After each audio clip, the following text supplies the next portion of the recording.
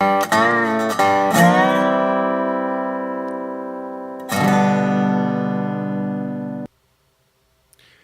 and welcome to Coffee with Craig. Today, we're going to talk about a topic that's been, in the news a lot lately. That's going to be mass shootings. We're going to be talking about it, though, from a little bit of a different perspective. What made me think of this was the recent shooting that took place here in California, probably about 90 minutes away from here in Tehama County, where in California we have some of the strictest gun laws in the entire country, and yet an individual was still able to perpetrate a crime like this. But once again, I'll get into all of the details of that in another coffee. But today I wanted to focus on gun-free nations, on nations where mass shootings take place, despite the fact that they have very strict gun laws. Now, mind you, I know maybe I'm probably spending an inordinate amount of time talking about mass shootings, because in the end, they represent less than 1% of all firearms-related violent deaths, less than 1%. But the media seems to be fascinated by them, and so do those who seek to want to use them as an opportunity or a reason to take away our right to keep and bear arms. So guess what?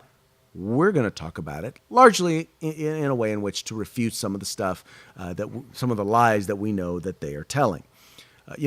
First, they want to ignore all the instances where despots and tyrants have utilized a disarmed citizenry in order to control those people. They completely ignore the fact that not in Nazi Germany, when they invaded the Soviet Union, they literally went around they had about 3,000 soldiers who would wind up taking the lives of over 1 million residents of small towns. They would round them up and they would take their lives because guess what? They were not allowed to own firearms.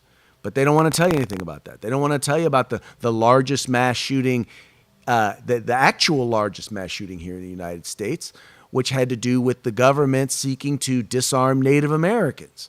They don't want to tell you anything about that. So, we're not even going to look at those. We're just going to talk modern history. All right, we're going to look at modern history. So we're going to say 1980s moving forward. And I found an article that was actually published just recently, that took a look at the largest mass shootings or the mass shootings with the greatest numbers.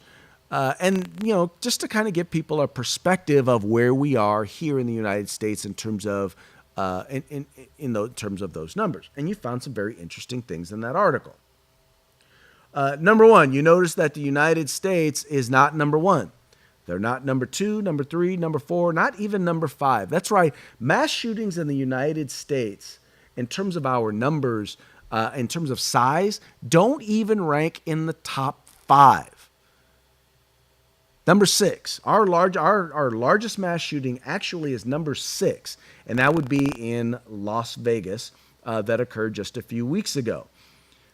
But look at the countries ahead of us. You have Kenya, you have Pakistan, you have France. Does anyone want to argue whether or not France is an industrialized nation? Does anyone want to argue whether or not France has strict gun laws? I would venture to say that they do have strict gun laws. Anyone want? Let's look at Norway. Norway has strict gun laws. They're number 4. And then you go all the way down, just past Las Vegas, you have South Korea. South Korea also has some of the strictest gun laws in the world. And once again, I point this out to you not because I'm trying to say that mass shootings are okay or that we should be okay with mass shootings. The point that I'm trying to help you to see here is that the greatest likelihood of these sorts of shootings occur in places where the government has sought to disarm their citizenry. And, even here in the United States, if you look at where shootings are occurring, where mass shootings are occurring, most of them occur in gun-free zones, in places where individuals are not allowed to exercise their right to bear arms. Most gun violence occurs in states and in cities where there are very, very there are tremendous restrictions on the individual right to keep and bear arms. In fact, the more disarmed you are, the greater likelihood that there is going to be violence or gun violence perpetrated in your community.